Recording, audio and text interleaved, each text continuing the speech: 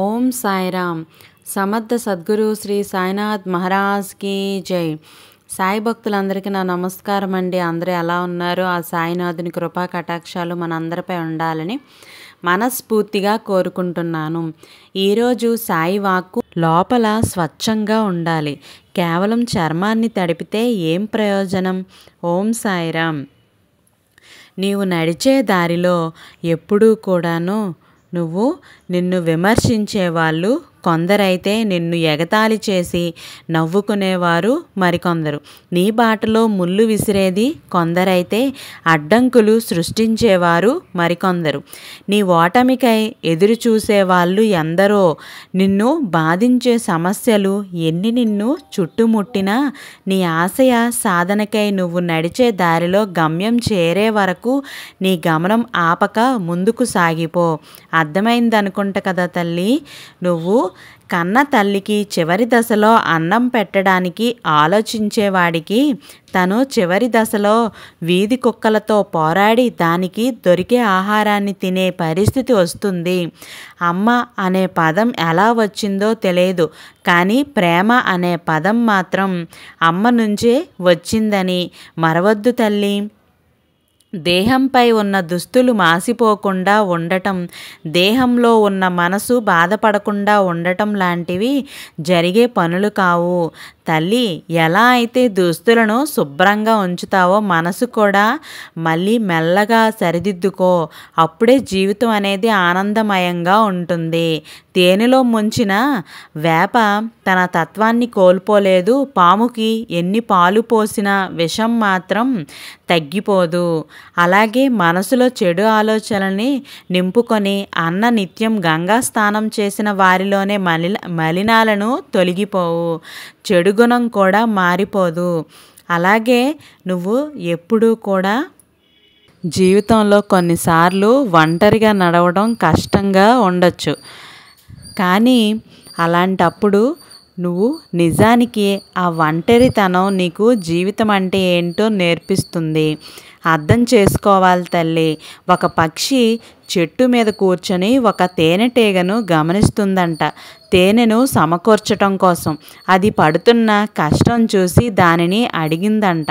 తేనెటీగ, నువ్వు ఎంతో కష్టపడి పువ్వు చేరి సంపాదించిన తేనెను మనిషి తీసుకెళ్ళిపోతాడు, నీకు బాధగా లేదా అని. అది విన్న తేనెటీగ నవ్వి ఇలా చెప్పిందంట, తేనె సంపాదించటం ఒక కళ. మనిషి నేను పోగేసిన తేనెను దొంగలించగలడు, కానీ నా కళను దొంగలించలేడు కదా. నేను మళ్ళీ సంపాదించుకోగలను అనే నమ్మకం ఉంది. బాధపడి కాలాన్ని వృధా చేసుకోవటం అనవసరమని పక్షికి చెప్పిందంట. మనపై మనకి నమ్మకం ఉంటే ఎవరు ఎన్ని మాటలు అన్నా మన టాలెంట్ మనకే ఉంటుంది. అర్థమైంది కదా తల్లి. నువ్వు ఎప్పుడూ కూడా ప్రశ్న ఏదైనా సరే ప్రేమతో బదిలిస్తే మనం గడిపే ప్రతిరోజు కూడా ఇంకొంచెం అందంగా ఉంటుంది. నీ పరిస్థితి ఎప్పుడు ఎవరు ఆలోచించరు తల్లి. నీ పలకరింపును మాత్రమే గుర్తుపెట్టుకుంటారు. అది మనిషి సహజ స్వభావం. కాకి కోయల ఈ రెండూ కూడా అరుస్తాయి, కానీ కాకిది గోల అంటారు, కోయలది పాట అంటారు. ఆలోచించు ఎందుకు అని బదిలిచ్చే విధానంలోనే సగం ప్రపంచాన్ని గెలిచేయచ్చు తల్లి. నువ్వు ప్రతి ఒక్కటి చెప్పి చేయాలి.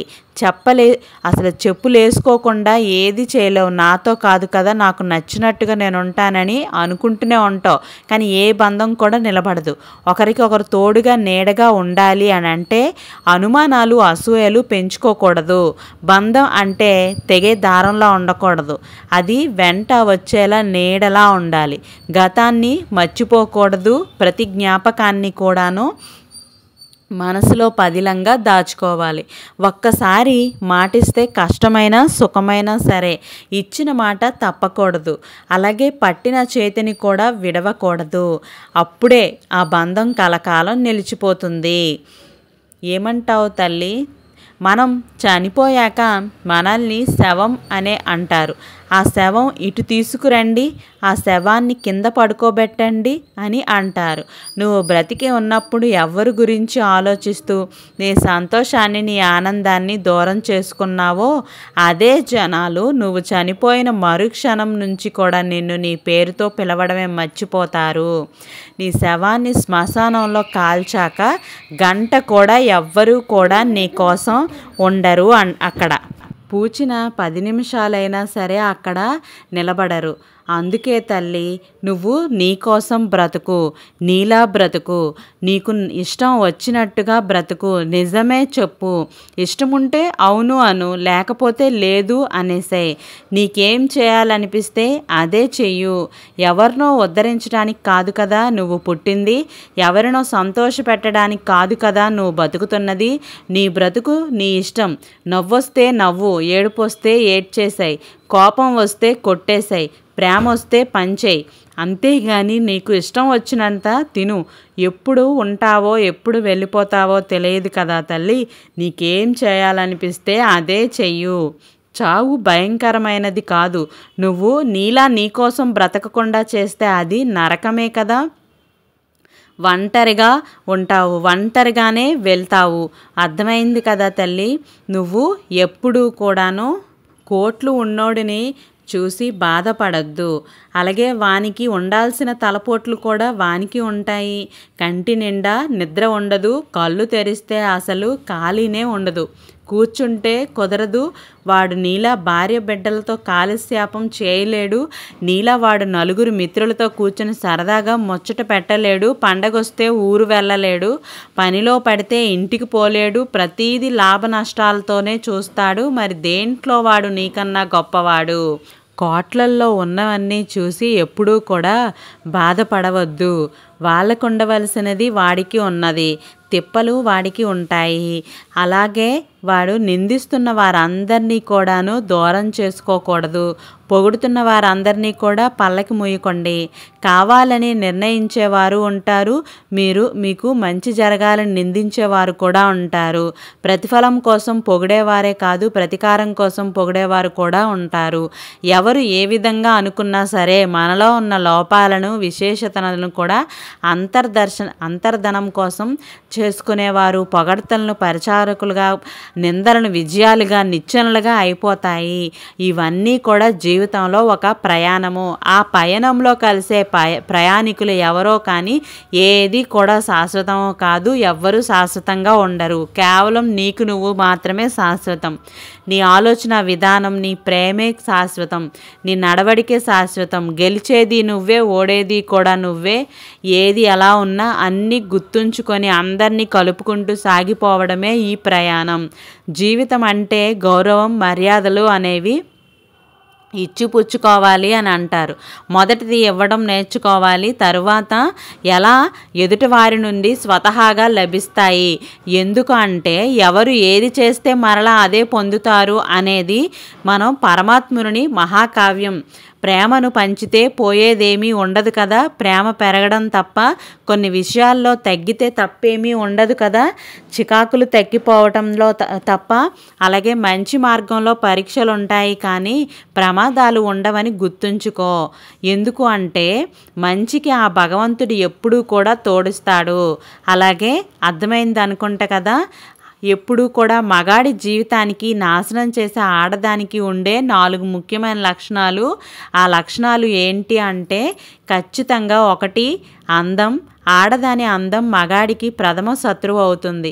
ఒక మగాడిని నాశనం చేయడానికి తన అందాన్ని ఒక ఆయుధంలా ఉపయోగిస్తూ ఉంటుంది. ఆడదాన్ని అందానికి బానిసైన మగవాడు తన జీవితాన్నే నాశనం చేసుకుంటాడు. నెంబర్ 2 ఏడుపు. తన మాట నెగ్గించుకోవడానికి మాటికి అలిగి ఏడ్చి మగాడిని నొప్పించి ఆడదాని వల్ల మగాడు చాలా సర్వనాశనం అవుతాడు. ఆడదానికి ఉండే ఈ లక్షణం వల్ల మగాడు ఎంతగానో కృంగిపోతాడు.